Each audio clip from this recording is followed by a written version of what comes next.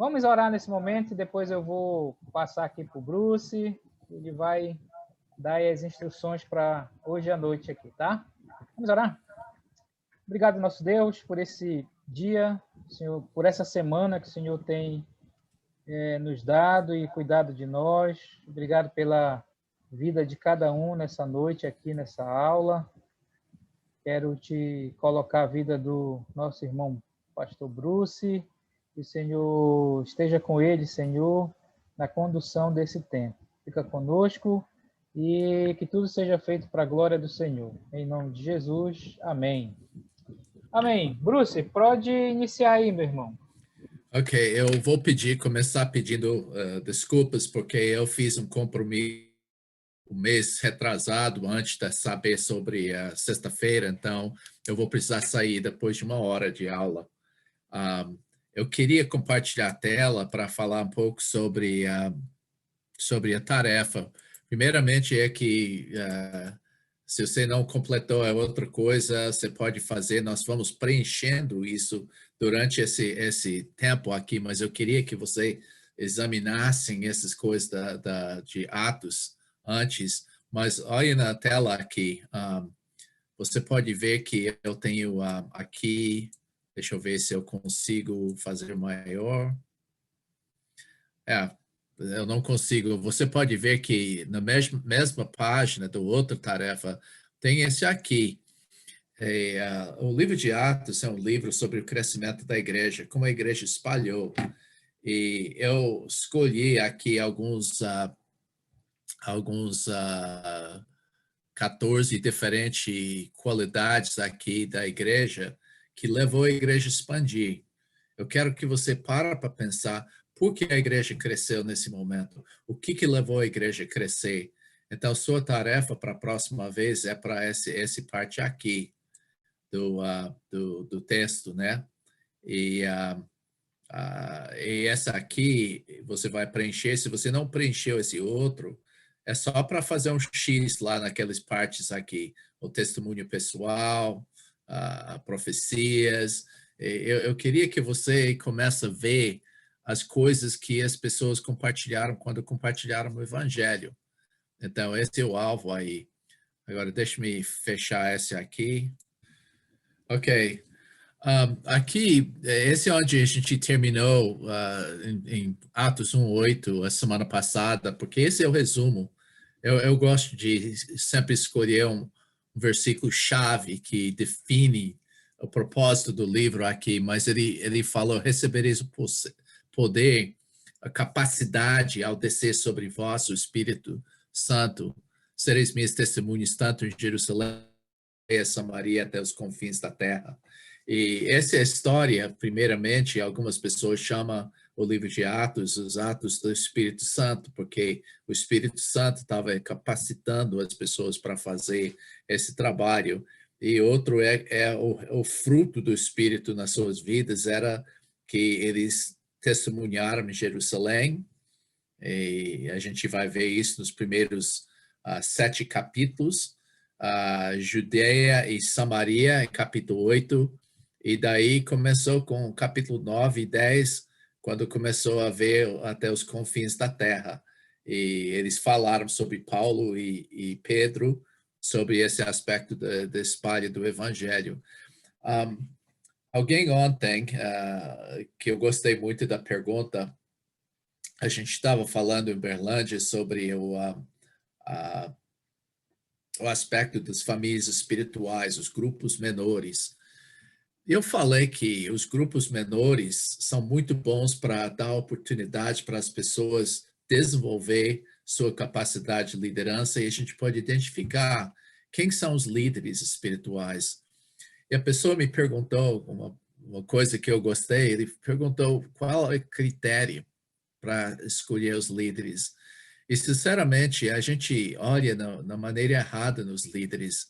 A gente vai ver aqui que Jesus escolheu as pessoas mais simples, as pessoas de Galileia, para treinar eles. Mas a maneira de escolher não é baseada no intelecto, que são eloquentes do falar, estrategistas, mas as pessoas que andam com Deus mesmo, as pessoas que são cheias do Espírito Santo. Esse que eu gosto muito na Bíblia, como Deus escolhe as pessoas que não são os elites, não são as intelectuais, mas são as pessoas simples. Mas a coisa é que essas pessoas têm toda a confiança na presença do Espírito Santo agindo na sua vida. E essa é uma coisa muito importante para ver nesse ponto. Mas ele deu essas últimas instruções que ele deu para ele, que ele seria os testemunhos. Aí eu queria dar uma lição de geografia de novo aqui com esta coisa aqui que é importante. Essa é a Terra Prometida. Você pode ver que lá em Judeia, você pode ver que tem Galileia aqui no norte, Samaria, Judeia aqui. Aquilo, tá vendo? Cetra lá, esse é Jerusalém. E esse é onde que nós vamos começar, nessa parte aqui. É sul da Samaria e é perto do Mar Morto lá, Jerusalém. Lá, não a parte de cima, lá não estava lá ainda, parte de Jerusalém. Esse é Jerusalém na época de Jesus. E eu queria mostrar 3 coisas para você que são importantes para você ficar na mente na história de hoje. A primeira, essa coisa, ok. Primeiro é esse cetra aqui, tá vendo isso? Isso é fora de Jerusalém, mas é no outro lado do Vale de Cedron lá. E esse é onde Jesus estava e ele subiu, ele levou os discípulos para lá. Esse é onde a ascensão de Cristo aconteceu. Aí, aqui, esse é o lugar é o campo de sangue. Esse é o campo, é mais ou menos aqui onde Judas se enforcou. Ele comprou um terreno lá que Mateus chamou o campo do oleiro, porque eles podiam pegar barra lá para fazer os vasos nesse lugar aqui. Mas nota de novo, isso é fora da cidade. Essa parte aqui, várias pessoas, a tradição fala que a sala do dia do Pentecostes acontecer por aí, nessa parte aqui no sul-oeste da cidade, mas eu posso falar 2 razões que eu creio que foi lá, foi mais para cá, que eu creio que esse sala onde o Espírito Santo desceu aconteceu, porque a viagem era mais ou menos 1 quilômetro para eles chegarem lá. E esse é mais do que 1 quilômetro, Monte Oliveira, para esse lugar aqui. Além disso, o barulho que chegou quando o Espírito Santo chegou, levou as pessoas do templo, eles escutaram e chegaram. É possível que é longe assim, mas é capaz que não foi nesse lugar lá. Jesus está vendo lá atrás das pessoas lá atrás desses homens aqui é Jerusalém. Jesus tinha saído aqui de Jerusalém para cá, o templo está por aqui, e ele estava dando essas últimas instruções para os discípulos, e ele subiu. E nota que todo mundo está lá olhando para o céu, e esses 2 homens com vestidos em branco apareceram, e até reprovaram os discípulos porque ficaram olhando, maravilhando, e eles falaram, não, Jesus vai voltar da mesma maneira que ele foi. E a razão que eu coloquei isso aqui, eu peguei uma informação, tem uma profecia em Zacarias que fala que Jesus vai voltar e pisar no Monte Oliveira aqui. E quando ele volta e pisa no Monte de Oliveira, vai rachar o monte lá e vai fazer uma vale bem grande entre Jerusalém e para o leste lá.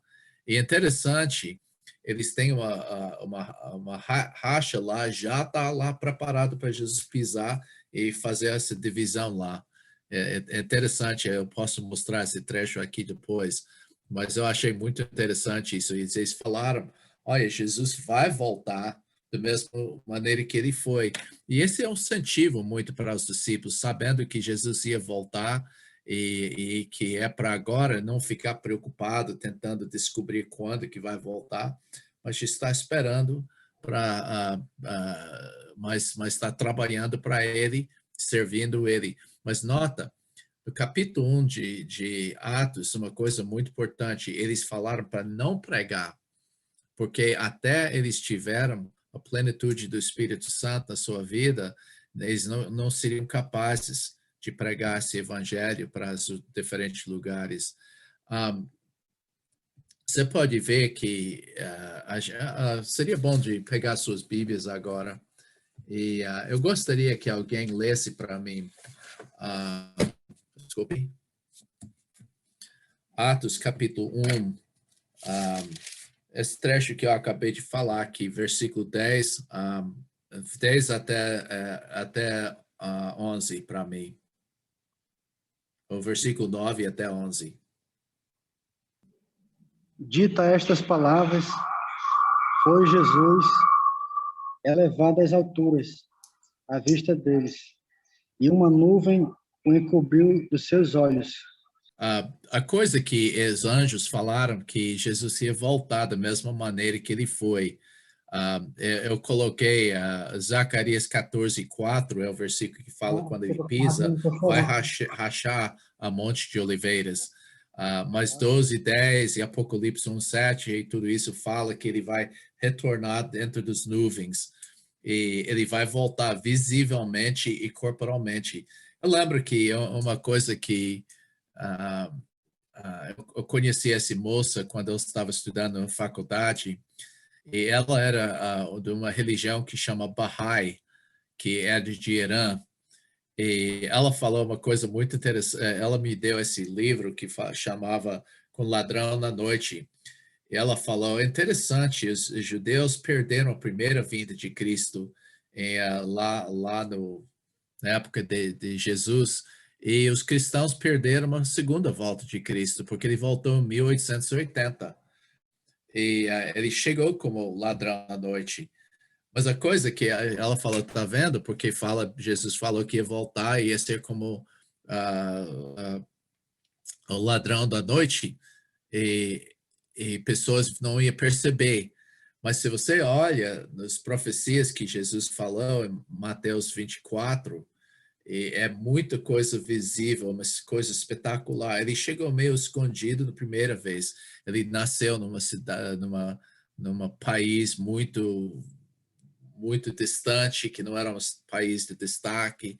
E ele não chegou no cavalo branco, mas quando ele volta, ele vai chegar muito visivelmente e corporalmente, fisicamente, ele vai voltar e pisar no Monte de Oliveiras. Então, tem esses trechos que fala sobre a volta de Cristo. E esse é um incentivo para a evangelização. E a razão que eu mencionei isso é porque tem muitas pessoas que vão ser enganados e que estão sendo enganados, falando que Cristo já voltou, vai voltar, e essa é uma coisa que é importante. Ele explicou para as pessoas como ele ia voltar. Olha esse versículo de Zacarias que eu mencionei, eu não consigo ver a primeira parte. Alguém pode ler tudo isso para mim? Daquele dia estarão os seus pés sobre o Monte das Oliveiras, que está de frente de Jerusalém para o Oriente. O Monte das Oliveiras será fendido pelo meio, para o Oriente e para o Ocidente, e haverá um vale muito grande. Metade do monte se apartará para o norte e a outra metade para o sul. Figueiras pelo vale dos meus montes, porque o vale dos montes chegará até Azal. Interessante isso. Como eu falei que há essa falta, esse racha já escondido lá e passa por meio de um hotel que está em cima do Monte de Oliveiras, que vai rachar esse hotel quando Jesus volta assim. Mas eu achei muito interessante que Jesus saiu lá do Monte de Oliveiras e ele vai voltar. Ele vai voltar da mesma maneira. E versículo 12 fala, eles retornaram a Jerusalém, do Monte de Oliveira, que está próximo a Jerusalém, e ele falou que é uma viagem do sábado. E essa viagem de sábado é 2.000 passos, mais ou menos 2.000 passos, e pouco mais do que 1 quilômetro. Alguma pessoa perguntou como é que como é que eles determinaram, os judeus, qual era a viagem de um sábado. E é interessante, quando eles fizeram aquele acampamento, não sei se você já leu isso no Êxodo, como eles colocaram alguns 3 tribos para norte, 3 para oeste, 3 para leste, 3 para o sul, para cada direção. E eles calcularam uma pessoa com a barraca mais longe, a tenda mais longe, e até o templo, é uma viagem do sábado. Então, era mais ou menos 1 quilômetro em cada direção do templo que as pessoas estavam acampadas ao redor do templo. Então, eles voltaram para casa lá. Ok. Agora, esse trecho fala que eles estavam lá, versículo 13 fala que eles entraram. Alguém pode ler 13 para mim? 13 e 14.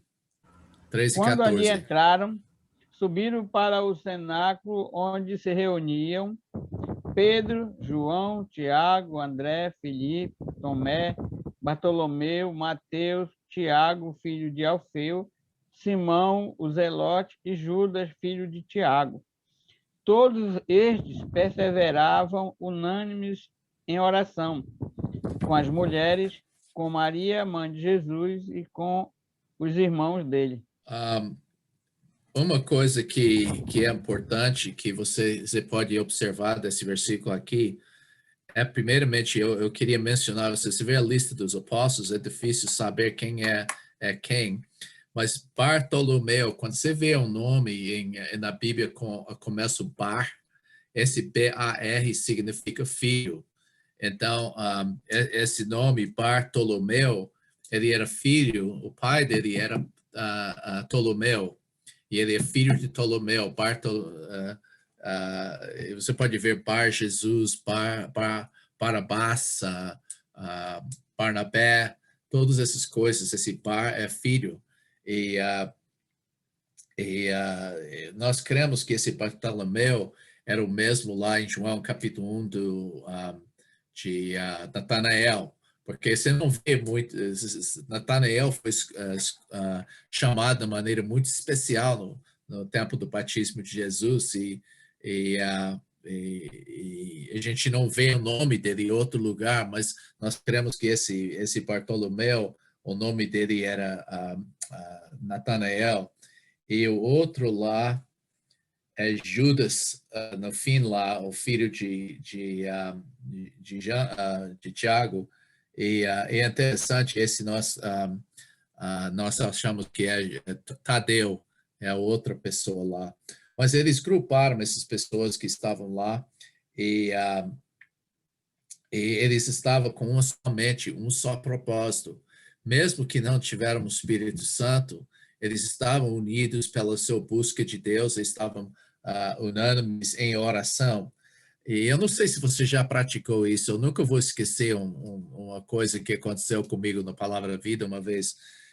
Eu achei muito interessante esse unido em oração dessa maneira. É uma coisa incrível e às vezes eu não gosto muito das reuniões de oração da maneira que é feito muitas vezes, porque a gente passa maior tempo fazendo pedidos de oração, pouco tempo em oração, e basicamente cada pessoa vai orando numa roda, e a primeira pessoa vai orar por todo mundo, a segunda tem que pensar como é que eu posso orar da maneira diferente que o primeiro, e o terceiro, rapaz, todo mundo já orou, como é que eu vou fazer? Até chega para a última pessoa e ele fica pensando, poxa, todo mundo já orou tudo, como é que eu vou acrescentar uma coisa dessa oração?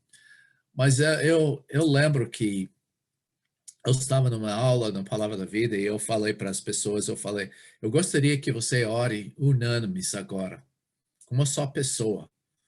E uma da moça olhou para mim e falou, mas professor, não estou entendendo.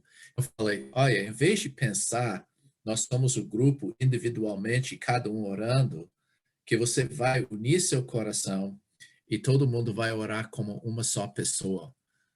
E ela falou, professor, eu não entendo.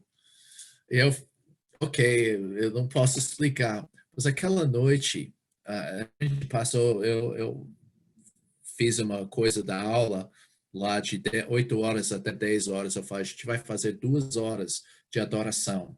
E 10 horas está liberado, e porque tinha que dormir 11 horas lá na Palavra da Vida.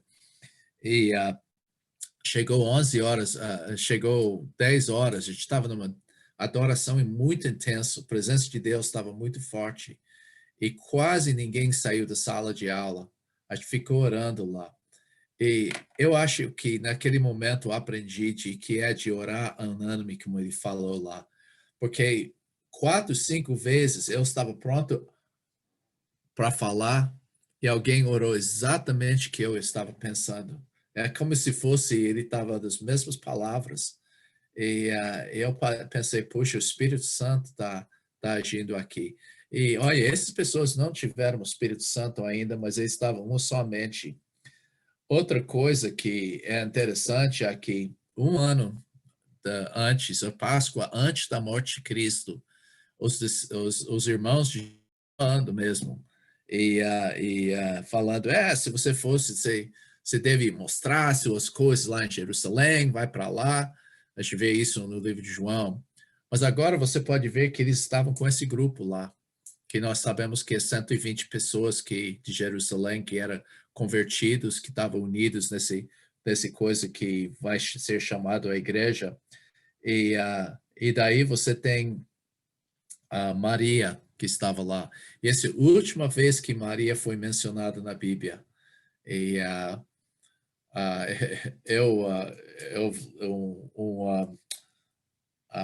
irmão amigo do meu pai mandou uma carta para ele, e ele estava elogiando e louvando o Pai, a Mãe, o Filho e o Espírito Santo.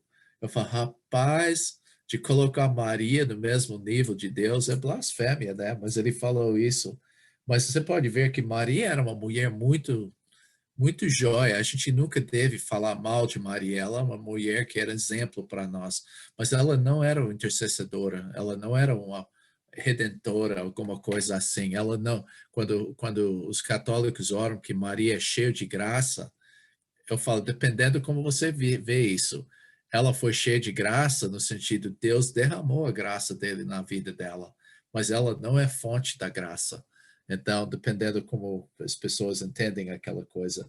Mas eu queria mencionar isso, que ela estava lá, os irmãos dela, se você quer ver Mateus 13:65, que fala a lista dos nomes, especificamente os nomes dos irmãos de Jesus que estavam presentes lá.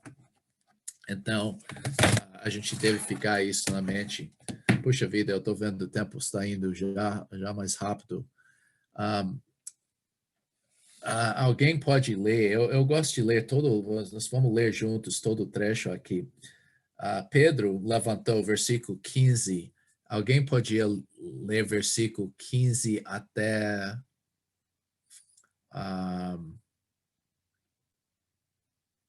versículo 19 seria suficiente. 15 até 19. Naqueles dias, levantou-se Pedro no meio dos irmãos. Ora, compunha-se a assembleia de umas 120 pessoas, e disse: Irmãos, convinha que se cumprisse a escritura que o Espírito Santo proferiu anteriormente por boca de Davi, acerca de Judas, que foi o guia daqueles que prenderam Jesus. Porque ele era contado entre nós e teve parte nesse ministério. Ora, este homem adquiriu um campo com o preço da iniquidade, e precipitando-se, rompeu-se pelo meio, e todas as suas entranhas se derramaram. E isto chegou ao conhecimento de todos os habitantes de Jerusalém, de maneira que em sua própria língua esse campo era chamado de Aceldama, isto é, campo de sangue. Que tem várias coisas eu queria comentar sobre isso. Primeira coisa que Pedro levantou nesse momento, e tem certas pessoas, eu vou falar geral dessa situação que ele falou da necessidade de colocar uma pessoa no lugar de Judas. Algumas pessoas acham que ele precipitou quando ele fez esse trabalho, porque quem era para ser o primeiro 12ª pessoa era o próprio Paulo, e que Deus escolheu Paulo, mas e criticaram Pedro nessa coisa porque ele usou o sistema do Antigo Testamento. A gente vai ver isso, de tirar sortes. E eu escutei um pregador uma vez que foi interessante que ele estava defendendo que o 12º era o próprio Paulo. Mas, primeiramente, que a gente pode ver nesse trecho aqui, que Deus poderia ter impedido, se esse momento era muito, muito importante, e se fosse a vontade de Deus para não ter esse Matias que ia ser escolhido daqui a pouco, a gente vai ler isso, então Deus teria entrado na situação e que teria parado essa situação. Mas ele começou falando das escrituras, e nota como ele falou da inspiração. Inspiração, quem falou isso foi o Espírito Santo. Não foi Pedro que falou isso, nem foi Davi que falou o trecho aqui. Mas eles citaram 3 trechos que estão basicamente falando da oposição da teocracia de Davi, as pessoas que estavam contra, e Pedro aplicou esses trechos, que especialmente esses 2 trechos, contra a pessoa, contra a pessoa que estava contra a teocracia aqui. Quem estava presente é 11 apóstolos, algumas mulheres, Maria e os irmãos de Jesus, e ele falou aqui, essa outra coisa que é difícil nesse trecho, é que ele falou sobre como os intestinos, ele se rompeu, os intestinos caíram. Algumas pessoas falaram que isso era para as pessoas gregas, porque era necessário mostrar que foi uma morte horrível. Nós não sabemos, porque tem várias teorias que aconteceu aqui, porque a gente pode ver que em Mateus que ele se enforcou, mas aqui fala que ele caiu, os intestinos caíram. Que pessoas falam, a solução é que ele, 2 possibilidades.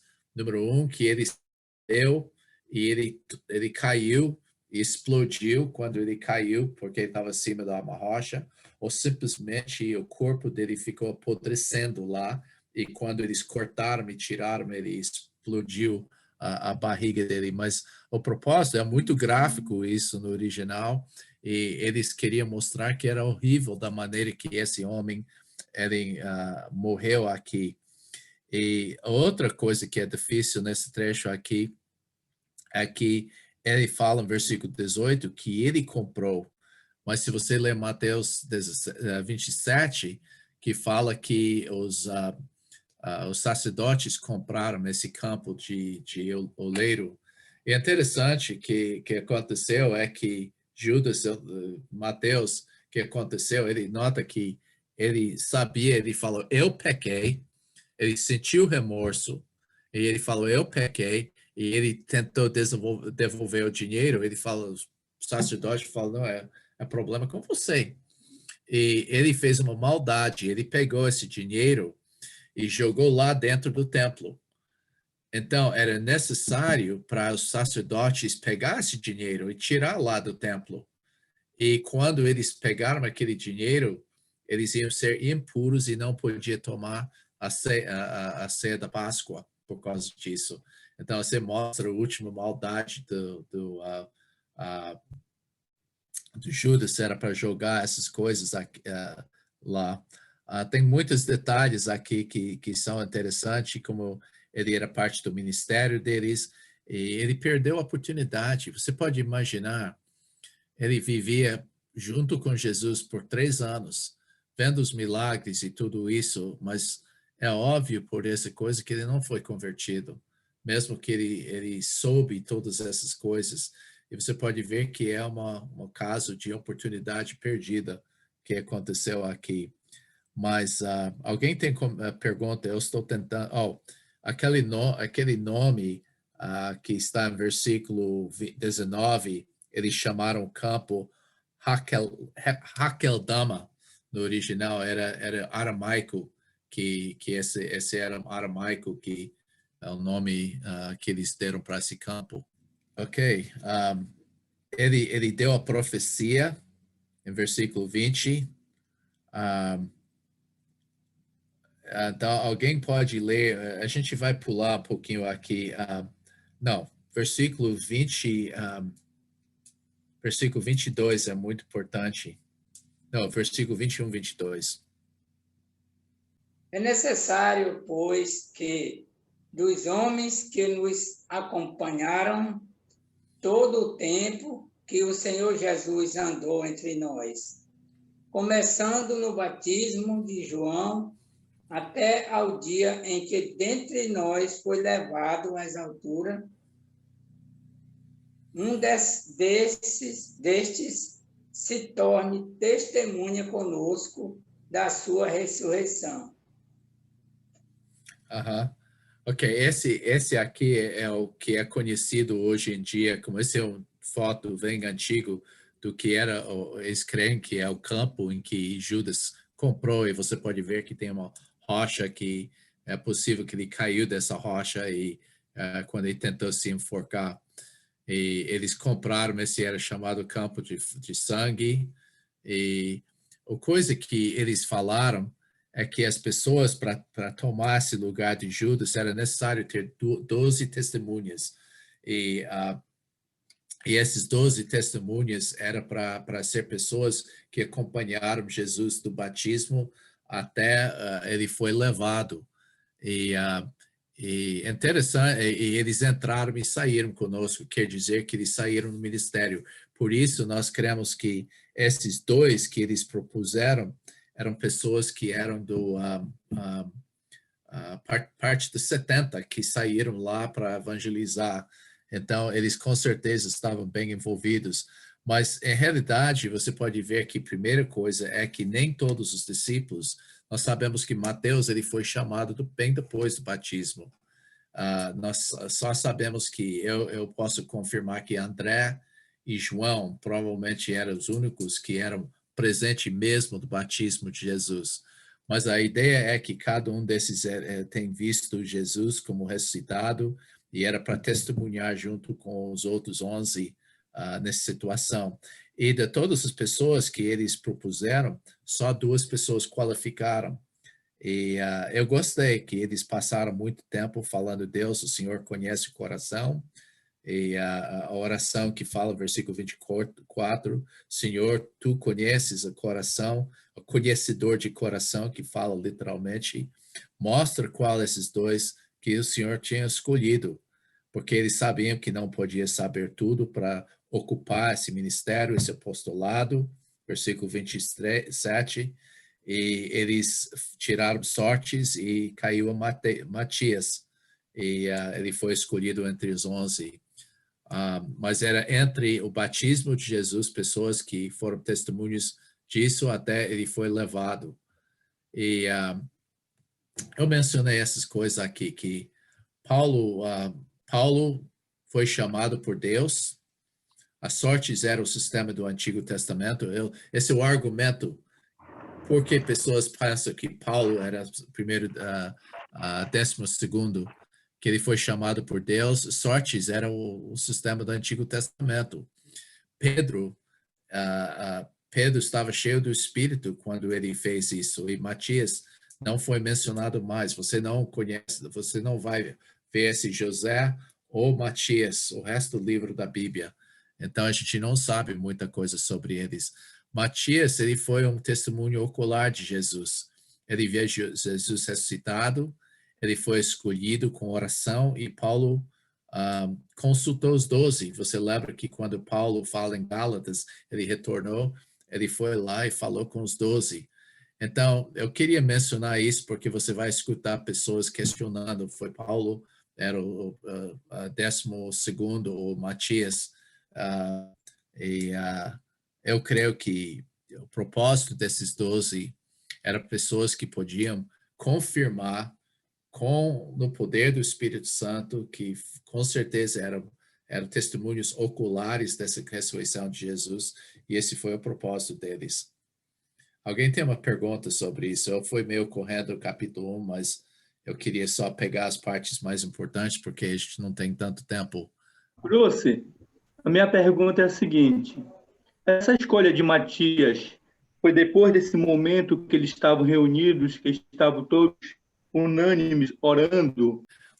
É possível que há diferentes lugares. Eu já ouvi, tem duas opiniões sobre isso, porque nota que aquele 120 que ele estava falando aqui era o lugar que, se fosse na segundo andar, seria difícil. Eu acho que a engenharia naquela época seria um pouco difícil fazer um segundo andar que ia aguentar 120 pessoas, porque esse é muito peso de ter 120 pessoas no mesmo lugar. Então, o argumento de algumas pessoas que é dois lugares diferentes, você tem o 120 que estava presente aqui, é possível que fosse no Pórtico do Salomão, e aquele grupo de oração era outro que era o lugar, possivelmente, mas não necessariamente é o lugar onde eles fizeram a última ceia de Jesus.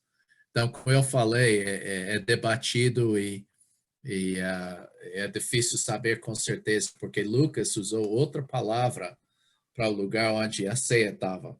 Então, pode ser que a ceia, a reunião de oração e a escolha de Matias eram 3 lugares diferentes, ou é possível que fosse o mesmo lugar. Agora, a questão, a única coisa que eu queria falar da aplicação para isso é que a escolha do líder é muito importante. E a maneira que você pode criticar da maneira que Pedro fez aqui, que ele tirou sortes, eu acho que eu coloquei uma coisa assim. A coisa que você pode ver nesse trecho que Pedro falou que era o plano de Deus, ele falou, não, o Espírito Santo já falou que isso era o plano, e ele justificou usando isso com duas profecias, o Salmo 69, 25 e Salmo 109. Ele falou das qualificações, presente no batismo, acompanhou a vida de Cristo, talvez fosse parte dos 70 que foram enviados, e testemunho da ressurreição de Jesus, que viu Jesus ressuscitado. E as pessoas eram José, que era chamado Bar Sabás, que era filho do sábado, e o justo, que esse era o nome romano dele. Então, e outro era Matias, né, que foi quem foi escolhido foi Matias.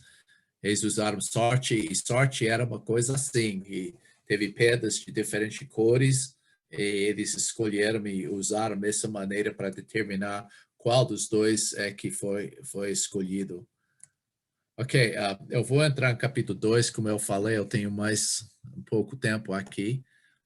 Em Atos capítulo 2, a gente vai gastar bastante tempo, porque tem muitas, essa é a base de entender muito o propósito do Espírito Santo, e há muita confusão por causa do pentecostais. Só para vocês saberem, é que o pentecostalismo começou com um homem nos Estados Unidos lá para 1903, alguma coisa. E a pergunta que ele fez é: será que o dia do Pentecostes pode acontecer de novo?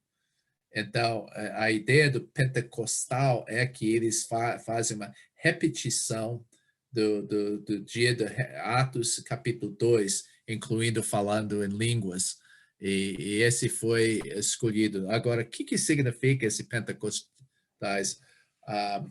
Você precisa me ajudar no português aqui. Quinquagésima? É 50? Estou certo? Certo. Ok, esse é 50º dia depois da Páscoa dos judeus. E Pentecostes significa 50, e era 50 dias, mas é significante. Eu coloquei essa imagem aqui porque Pentecostes era o dia em que é uma comemoração das primícias da ceifa. E era um momento muito importante para comemorar isso. E você pode ver que, olha, a gente vê a primeira ceifa, as primícias do Espírito Santo aconteceu no dia do Pentecostes, esse dia. Deus tinha um simbolismo incrível. Jesus era o Páscoa, que foi o Cordeiro da Páscoa, que foi morto e sacrificado por nós.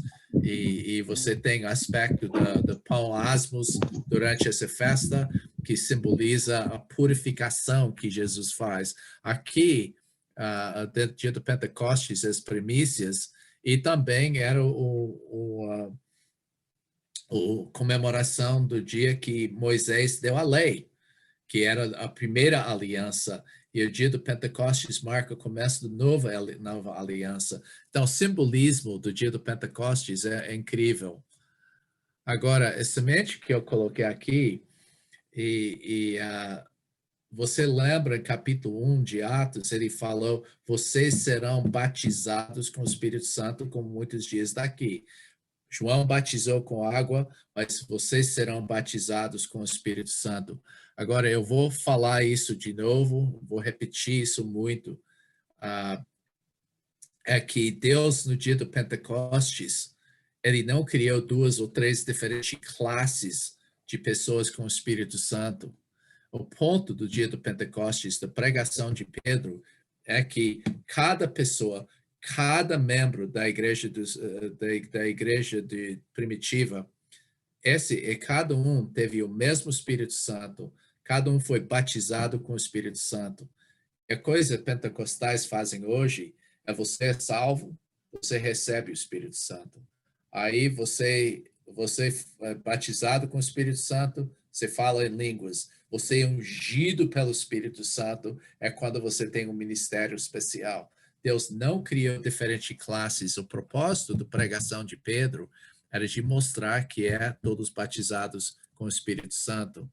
Então, o Pentecostes foi 50 dias depois da Páscoa, festa das primícias, comemoração do dia que Deus deu a lei de Moisés, e os 3 festas obrigatórias, fez 3 festas obrigatórias. Alguém sabe quais são as outras 2 festas que os judeus estavam obrigados a chegar em Jerusalém? É a Páscoa e os tabernáculos. Uau, estou impressionado. Esses são os 3, exatamente. Pentecostes, tabernáculos e Páscoa. Eram as 3 festas obrigatórias. Mas lembra-se disso, esse marca uma transição.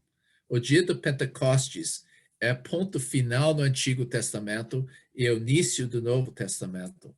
E as pessoas do Espírito Santo, como ele agiu, quais pessoas? Os profetas, juízes, reis, sacerdotes e artistas. Essas pessoas foram capacitadas pelo Espírito Santo, não foram habitados pelo Espírito Santo, porque não foram regenerados como nós, porque Jesus não morreu ainda. Não era possível para o Espírito Santo habitar na vida das pessoas. E nota, esse que foi o Antigo Testamento. O Novo Testamento, Pedro falou que as jovens, os velhos, os novos, os pobres, os ricos, ele falou que o Espírito Santo vai ser derramado em todas as pessoas. Não faz diferença a raça, status econômico, a idade, função, todos são batizados com o Espírito Santo no Novo Testamento. Como o Espírito Santo veio sobre as pessoas no Antigo Testamento, Juízes fala que veio sobre a pessoa.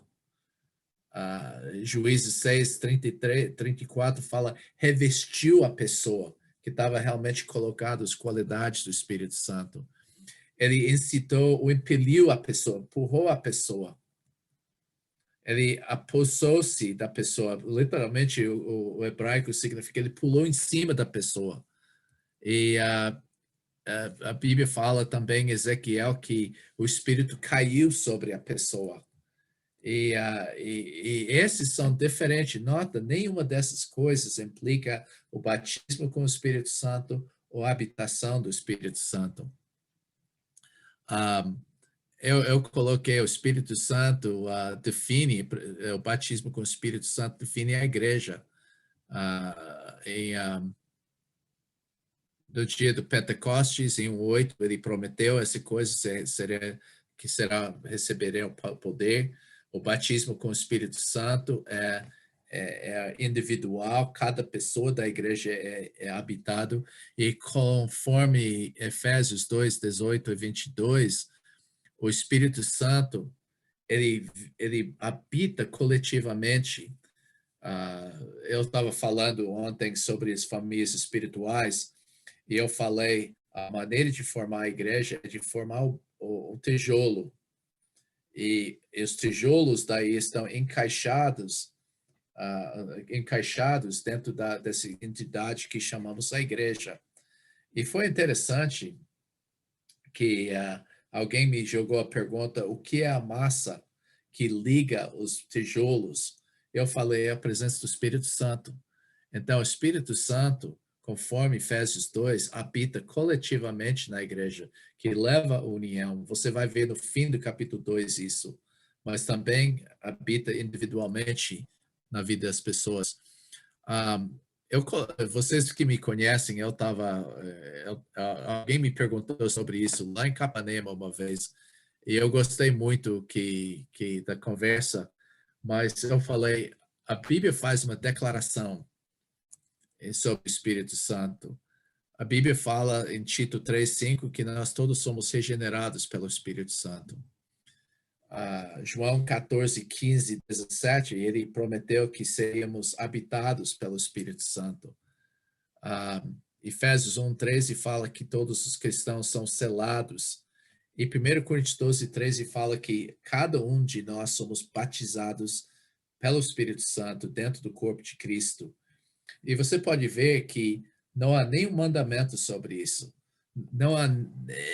Não é um lugar que eu preciso pedir para ser regenerado. Todas essas 4 coisas são promessas associadas com nossa salvação. Todas essas 4 coisas são declarações que Deus fez, promessas que acontecem conosco no momento da salvação. Agora, eu esqueci, Romanos 8:9 fala que cada cristão está no Espírito também. Esse é diferente. Agora, os mandamentos acerca do Espírito Santo são essa maneira, ele falou de não entristecer e não apagar. A gente, quando, por nosso orgulho, autossuficiência, pecado, nós resistimos ao Espírito Santo. Por exemplo, eu orei sobre essa aula hoje à noite. Eu fiz o PowerPoint, eu passei horas olhando no grego, olhando nas minhas anotações e tudo isso. Mas se minha confiança está em mim, o poder do Espírito Santo não está agindo na minha vida. Então, quando eu estou confiando em mim, meus estudos, minhas capacidades, eu estou entristecendo o Espírito Santo, estou apagando o Espírito Santo. Mas o mandamento é de andar pelo Espírito. Eu não sei se essa referência é certa, eu acho que era 13, se eu não me engano. Mas de ser cheio do Espírito, de encher.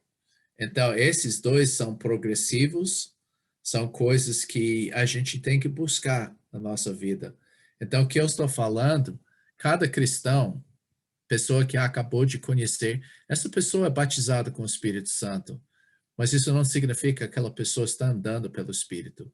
Isso significa que nós estamos vivendo na dependência para Ele guiar a nossa vida. Nós estamos convidando Ele, nós estamos quebrantados, deixando Ele guiar a nossa vida. Então, eu vou começar só essa coisa, vou abrir para perguntas aqui, porque falo de Pentecostes cheio, todos estavam juntos em um lugar. Geograficamente estava lá. Nós cremos que era 120, porque fala que todos estavam juntos lá. E em versículo 2, e de repente, um barulho do céu desceu como um vento forte e encheu toda a casa onde eles estavam sentados. Por que eu coloquei aqui estavam sentados? Interessante, os judeus, quando eles normalmente estavam orando, eles estavam em 3 posições: prostrados no chão, ajoelhado ou em pé, mas nunca sentados. Os judeus, quando queriam escutar uma pregação, estavam sentados. Então, eu creio que nesse momento, eles não estavam orando, Deus manda seu Santo Espírito, porque eles não entenderam isso ainda. Então, eles não estavam pedindo para o Espírito Santo, eles estavam provavelmente escutando uma pregação de Pedro. E o que aconteceu nesse momento? Em versículo 2 fala que houve algo para ouvir. As pessoas, de fato, todas as pessoas ouviram isso. O barulho era como chegou do céu, muito forte, e chegou lá no lugar, pessoas podiam discernir a fonte desse barulho, porque todo mundo foi para lá para saber o que causou o barulho. E tanto os cristãos como as pessoas da igreja e fora não ouviram isso. Mas houve algo que era visível somente para as pessoas que estavam no grupo. Eles usaram, nota que a palavra fala como fogo, não era fogo. Eles usaram uma coisa que é uma coisa parecida que se pousou sobre a cabeça de cada um. E isso foi a única vez que a gente vê uma coisa acontecer assim, que era visivelmente uma coisa como fogo descendo lá. Por que fogo, você pode perguntar? Você lembra que Moisés, quando ele foi chamado, foi a sarça ardente, que mostrou a presença de Deus através do fogo que estava lá. E fogo significa purificação. A palavra interessante, a palavra grega para fogo é pur. Então, esse mostra onde a gente pega a palavra purificação, porque o fogo purifica. E houve algo invisível, o batismo com o Espírito. Você pode ver por que o som, por que o fogo, por que o línguas. E a razão é porque o próprio batismo com o Espírito Santo é uma coisa invisível. Eu não posso ver quando a pessoa dá sua vida na minha frente, que eu estou com aquela pessoa e a pessoa entrega para Jesus, não posso ver o Espírito Santo entrando na vida da pessoa. E era algo visível para o público lá, que é o dom de línguas, que essas palavras significam idiomas, e eram idiomas conhecidos daquela época. E se você vê, se você pula para versículo 7, eles falam, eles estavam maravilhados, essa palavra maravilhado ou espantado, essas palavras, os dois estavam usados mais do que 50 vezes no Novo Testamento lá, porque Deus é um Deus que deixa a gente maravilhado. E nesse momento, houve pessoas, e nota que ele falou que estava habitando, versículo 5, habitando em Jerusalém. E esse significa que estavam residentes, eles se mudaram para Jerusalém. Únicos visitantes que eles mencionaram que vieram para Roma, de Roma lá. E nós temos nossos italianos aqui, né, que pode ver Roma lá. Então, somente um grupo chegou de Roma, mas você pode ver, a lista vem começando aqui da Pártia, Mesopotâmia, Média, e vão da leste para o oeste, a lista de pessoas. E eu fiz uma contagem uma vez, e eu encontrei, eu pesquisei cada um desses lugares, e esse representa, no mínimo, 30 diferentes línguas que estavam lá, que pessoas falaram. E uma das coisas que eu coloquei são os ouvintes de Pedro no dia do Pentecostes, eu já ouvi pessoas falando, não, mas eles precisavam para comunicar o evangelho. E não era necessário, porque todo mundo falava grego e todo mundo falava aramaico que estava lá. Então, pessoas eram poliglotas que estavam lá, escutando Pedro falar, mas eles vieram desses diferentes lugares, mas o Espírito Santo foi dado a todos os seguidores de Jesus. Isso foi importante em Atos 2. A gente pode ver o dom de línguas manifestou em Atos 2 para mostrar que o Espírito Santo é para todos os seguidores de Jesus. Capítulo 8, os samaritanos receberam o dom de línguas. Eles não falaram que eles falaram em línguas, mas houve algo visível que mostrou que era o Espírito Santo, e eu creio que eles falaram esses outros idiomas. Em Atos capítulo 10, foi os judeus, os gentios, os não-judeus, receberam o Espírito Santo e começaram a falar em outras línguas. E os últimos santos do Antigo Testamento, Atos 19 e Éfeso, foi o mesmo tempo em que Paulo escreveu 1 Coríntios, que é o único livro do Novo Testamento que fala de línguas, era nesse momento. Então, vou rapidinho aqui, porque, como eu falei, eu fiz esse compromisso. O dom de línguas era um sinal para os judeus, um sinal de maldição, porque a profecia sobre línguas que Paulo citou em Atos, 1 Coríntios, capítulo 14, era um sinal da destruição de Jerusalém. Era um sinal de bênção. E era uma inversão do Torre de Babel. O que aconteceu? Que o Torre de Babel, pessoas estavam juntos com por maldade. E Deus confundiu as línguas para separar as pessoas. Agora, o Espírito Santo entrando, quebrou essa barreira da maldição do Torre de Babel para unir as pessoas. Porque, olha, a gente tem pessoas, pelo menos de 3 países aqui. E você pode ver que você tem mais de 200 países, mais de 7.000 povos no mundo, e pessoas que conhecem Jesus. Nós temos uma unidade incrível por causa da presença do Espírito Santo. E que aconteceu de dividir pelas línguas, agora o Espírito Santo uniu as pessoas. E era o sinal visível da presença do Espírito Santo. Era necessário, quando Deus deu o Espírito Santo para os samaritanos e os gentios, era necessário de confirmar essa presença do Espírito Santo. Vou terminar com isso. O dom de línguas é só mencionado quando o novo grupo creu no Evangelho. Como eu falei, judeus, samaritanos e gentios. Você vê o dom de línguas que foi dado nesse momento. Sempre houve judeus presentes. Desculpe, esse pegou mais aqui. E o dom de línguas não é mencionado depois de Atos 19, e somente o livro de 1 Coríntios é a única epístola que menciona o dom de línguas. Então essas são as observações que são importantes para lembrar. É muito importante isso. A gente vai falar sobre isso semana que vem, mas eu quero deixar essa coisa aqui. Não era blá, blá, blá. As pessoas, todas as religiões, as seitas, você vê as outras religiões falando em diferente blá, blá, blá, que é a língua estática. Mas essas línguas que foram dadas no dia do Pentecostes eram línguas conhecidas. Eram línguas conhecidas pelas pessoas. Então, era um idioma, em outras palavras. Então, a gente vai examinar isso um pouquinho depois, mas semana que vem a gente vai começar na pregação de Pedro,